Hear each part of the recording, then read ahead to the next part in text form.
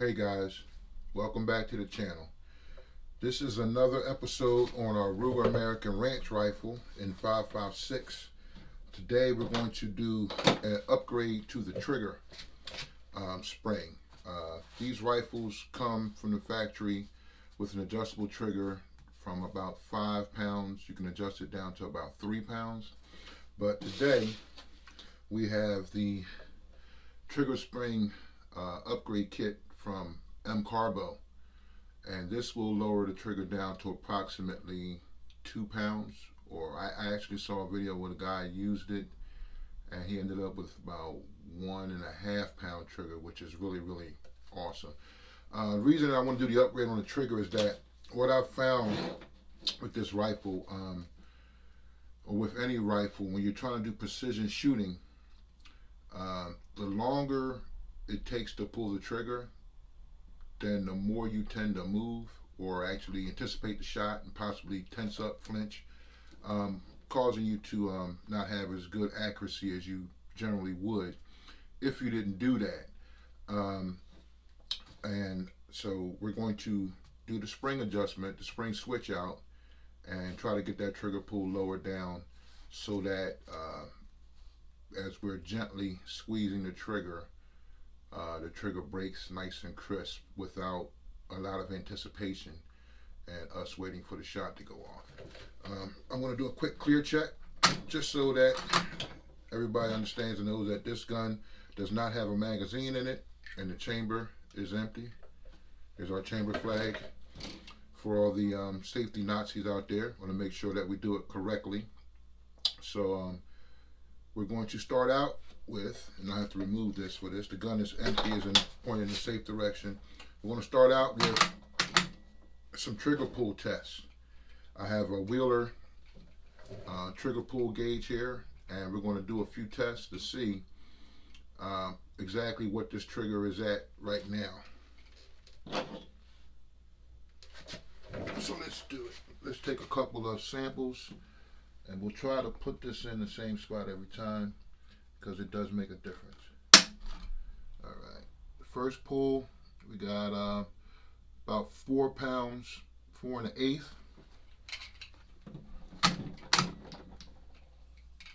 Let's test one.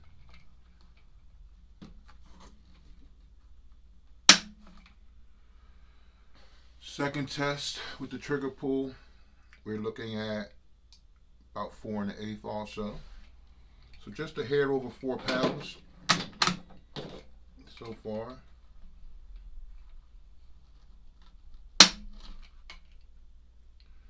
That time we got exactly 4 pounds on the pull. That's 3. Let's try 2 more just to make it an even 5 or an odd 5. All right, we got about 4 1/4 pounds that time. Last time, and we're just about 4 1/8, 4 1/4. All right, so we're going to do the swap out real quick. There is a video. Carbo has a video on YouTube that you guys can look for, search for, and it will show you exactly step by step how to do the trigger swap. For this video, I'm not going to do all of that. I will have a picture showing all the tools, but they explain all the tools you need, the correct sizes of Allen key and everything else that goes with it. So I'm going to do that. But the other thing I'm going to do today is I've been trying to decide whether or not I'm going to keep this optic on this rifle. It's a good optic. It is a Blackhound 6-24 by 50. It's got great magnification. The reticle, I like the reticle. It's not a bad reticle. It's not terrible. But what I found the last time I used this is that I put the zero stop in it after I zeroed the rifle at 100 yards. And what I found is that when I tried to dial the rifle up to 1,000 yards, that I wasn't able to dial all the way up. And I believe it's because the type of zero stop that this optic uses, it's like a washer, and it's pretty thick. And I believe that took away some of my elevation adjustments. So what I'm going to do also today, and I'm going to do that right now on camera as a matter of fact, I'm going to remove that zero stop and I'm going to see if the rifle will come up further than it did when I was in the field. So to start out with, I'm at 0. I'm going to bring it up and see how far we go. 1, 2, 3, 4, 5 mils, 6, 7, 8, 9. So I got 9 and 2/10 mils is all I could adjust going up. All right, so take it back down to 0. And I'm going to remove the knob, turret knob. I'm going to remove that, and I'm going to remove the zero stop. And then we're going to make sure we're on 0. And then we're going to see if after we remove the zero stop, if we gain some elevation in the scope. And if we do, then I believe I'm going to leave this optic on there. If not, I do have another optic, Arkin SH4 Gen 2 4 to 16 that I may use. So we're just going to see what happens here. All right, let's remove this.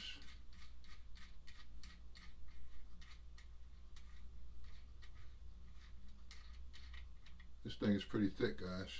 I wish I had some calipers. I would measure it and let you see how thick it is, but it's very, very thick. So now we're going to replace this back at 0.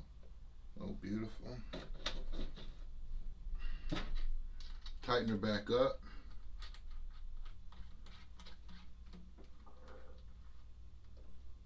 So last time we were at 9 and 2/10 mils of elevation. Now let's see how far we go this time. 3, 4, 5, 6, 7, 8, 9. Didn't give us much, so I guess this optic doesn't have as much elevation in it as I thought it did. Or we may have to do a different rail to gain some elevation, because that only gave us like an extra 10th. So all right, it is what it is, guys. So yeah, I think I'm going to change that. Yeah, we got a lot more elevation in there. If we get a 20 MOA rail on there, that'll give us a little bit more cant, and we should be able to take advantage of a little bit more of the elevation in this. So we're going to leave it the way it is now. We'll have to re-zero it because I don't know where we are. We got lost in there, but that's okay. Right now we're going to go ahead, we're going to do this trigger spring job, and we're going to come back and we'll do some measurements to see what we come up with as far as the new trigger pull weight, guys. So stay tuned. Okay, guys, we're back. We've done our spring adjustment. So let's do a couple pulls with the trigger pull gauge and see what we're looking at now.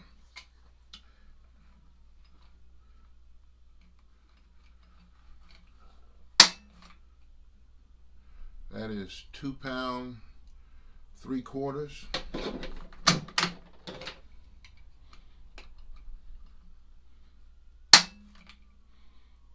2 pounds 3/4. That's pretty consistent.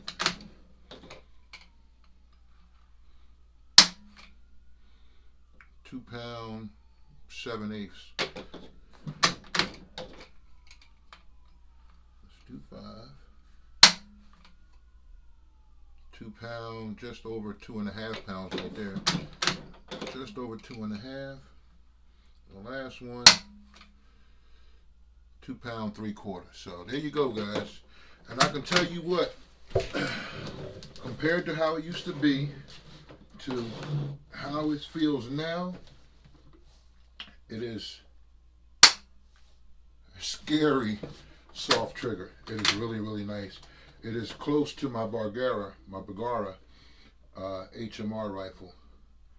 That's how soft this trigger is. It's very, very similar. That's nice, guys.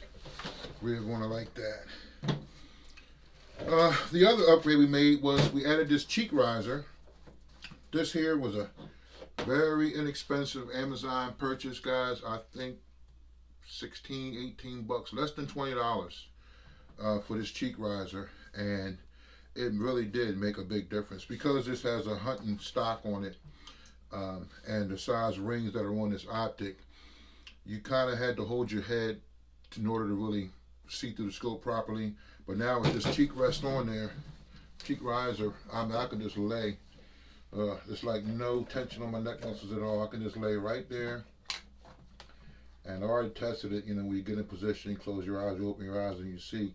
And this is absolutely perfect, guys. So, what we got so far with this Ruger American Ranch 5.56. Now we've got a upgraded trigger pull. This trigger pull is super sweet. Super sweet. We're going to add a 20 MOA rail to this. And then we're going to re-zero this Optic and see if we like this Optic. If not, like I mentioned earlier, we do have a really nice Arkin Optic that we can swap out, which I believe has more adjustment internally than this one does. And one of them's MOA, this one's mils, and the Arkin is a MOA scale, but still a bit better. I've been looking around online. I want to upgrade the stock. That's the only thing. Like I said, this project rifle, this rifle is going to be a do-all rifle. So hunting, target shooting, shit hits the fan, of course. And then I want to get into a little bit of PRS shooting. So I like to have this as a trainer and maybe even enter into a PRS competition just to see how well this rifle does. I know it's really accurate. I've gotten some really small groups with factory ammo. I'm going to learn how to hand load. So once I learn how to hand load, we'll really be able to dial in really good load for this barrel action. But I've been looking online for a chassis system. And what I want to also do is I want to maintain the AR-15 magazine capability. So there is a chassis company, I believe it's called Indian Creek. They make a chassis for this rifle that maintains the AR-15 magazine well. And I believe that's what we're going to go with. I looked online yesterday, I believe it was, and they're out of stock right now.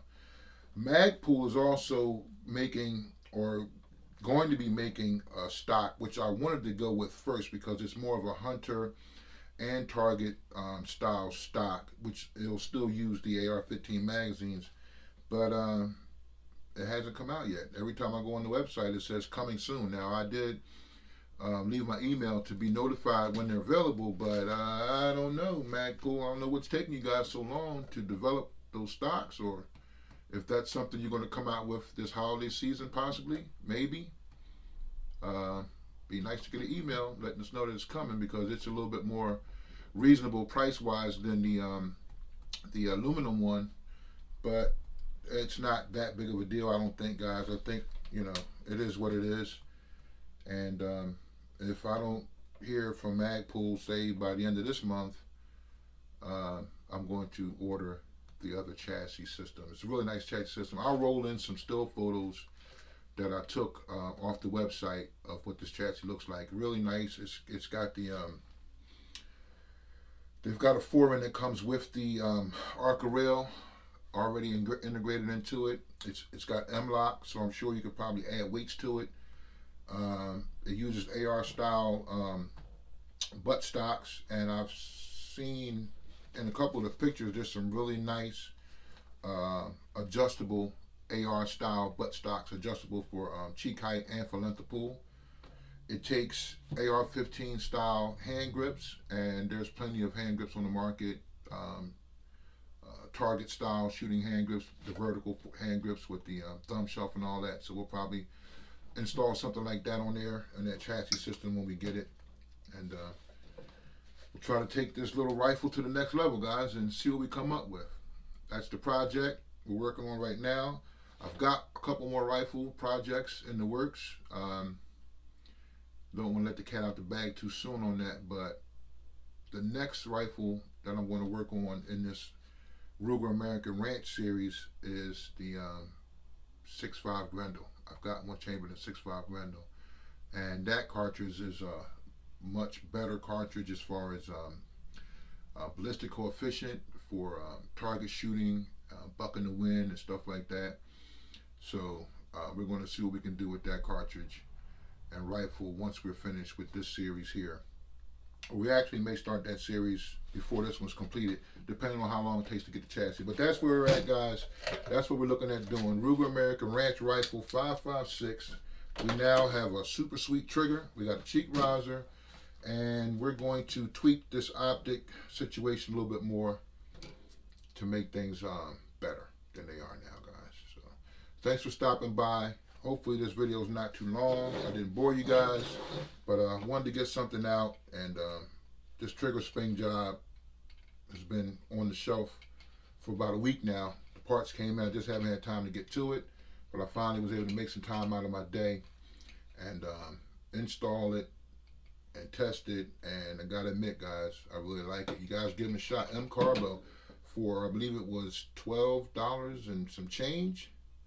Less than 13 bucks for that spring, guys. Took me about 5 minutes to install it, and it makes a world of difference. So anybody, you guys got a Ruger American Ranch and you want to make the trigger better, you want to improve your trigger, give those guys at M Carbo a shout, man, and try it out. I guarantee you, you're going to like it, all right? So we'll see you next time around, guys. And thanks again for stopping by. Hey, like, subscribe, hit the notification bells. We're going to try to keep the videos coming. And we look forward to seeing you guys again next time. Thank you.